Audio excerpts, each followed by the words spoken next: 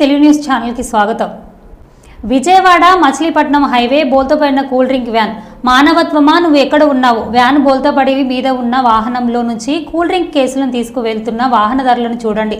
అతివేగంగా వెళ్తున్న వ్యాన్ ఒక్కసారిగా టైర్ పేలడంతో ఈ ఘటన చోటు చేసుకుంది. ఈ ఘటనలో వ్యాన్లో ఉన్న ముగ్గురికి గాయాలయ్యాయి. హైవే మీద వెళ్తున్న వాహనదారులు ఆగి కూల్ డ్రింక్ కేసులను తీసుకెళ్తున్నారు.